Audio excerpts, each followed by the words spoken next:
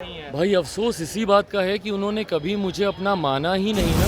अगर उन्होंने मुझे अपना बेटा माना होता, भतीजा माना होता, तो क्या पापा के जाने के बाद वो मेरे साथ ऐसा करते? भाई अगर कहीं पे कोई कठिनाई थी, बैठते ना, समझाते, बात करते ना। मैंने उनके बारे में कभी कुछ कहा ना, कभी कुछ बोला, पर उन्होंने हमेशा मेरे बारे में बातें करना, मेरे परिवार के बारे में बोलना और ये कहना कि भाई हम खून नहीं है। कैसे खून नहीं है भाई?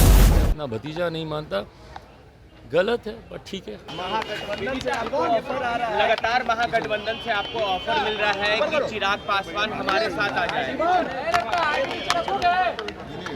भाई इस बात में शुरू से हमारा स्टैंड क्लियर रहा है कि गठबंधन चुनाव के वक्त ही तय किया जाएगा।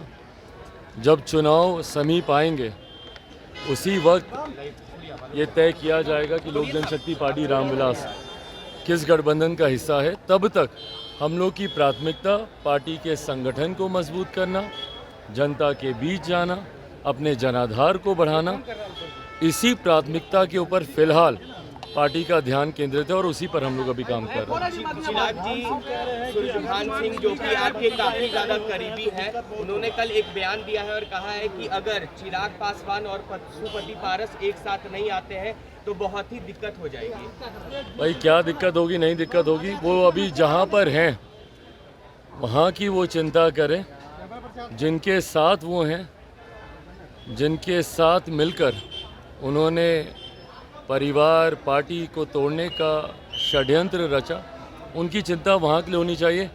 मेरी चिंता करने के लिए पार्टी के तमाम कार्यकर्ता हैं और हम लोग भाई उस दौर से अब बहुत आगे निकल चुके हैं। पर पशुपति पारस ने तो साफ कह दिया कि चिराग पासवान हमारे भतीजा नहीं, हमारे खून नहीं है। भाई अफसोस इसी बात का है कि उन्होंने कभी मुझे अपना माना ही नहीं ना। दिक्कत तो इसी बात की थी। पापा के जाने के बाद परिवार के सबसे बड़े वही थे। ईमानदारी से मुझे बताइए, अगर उन्होंने मुझे अपना माना होता, अगर उन्होंने मुझे अपना बेटा माना होता, भतीजा माना होता, तो क्या पापा के जाने के बाद वो मेरे साथ ऐसा करते? अगर मैं उनका अपना बेटा होता तो क्या वो ऐसा करते? भाई अगर कहीं पे कोई कठिनाई थी, बैठते ना, समझाते, बात करते, पर इस तरीके से, जिस तरीके से पार्टी को तोड़ा गया, परिवार को तोड़ा गया, दुख तो इसी बात का है कि उन्होंने कभी मुझे अपना माना ही नहीं।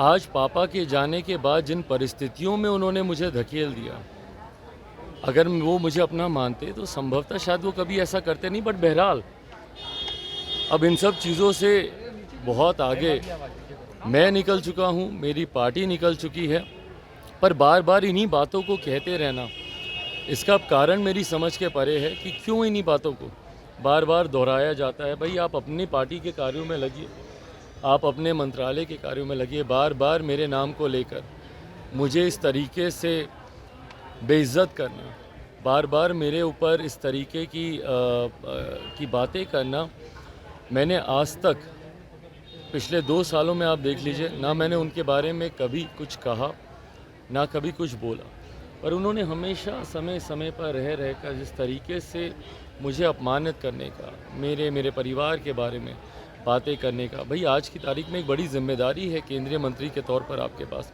उन जिम्मेदारियों को आप निभाइए। एक सांसद के तौर पर आपके पास एक बड़ी जिम्मेदारी है, एक पार्टी के अध्यक्ष के तौर पर आपके पास एक बड़ी जिम्मेदारी है, पर बार बार मेरे बारे में बातें करना, मेरे परिवार के बारे में बोलना और ये कहना कि भाई हम खून नहीं है। कैसे खून नहीं है भाई? आप नहीं मानिए अलग बात है, आप नहीं मानिए अलग बात है, पर एक परिवार का हिस्सा होने के बाद ये कहना कि वो मेरा खून नहीं है, हमारे खून में फ़र्क है।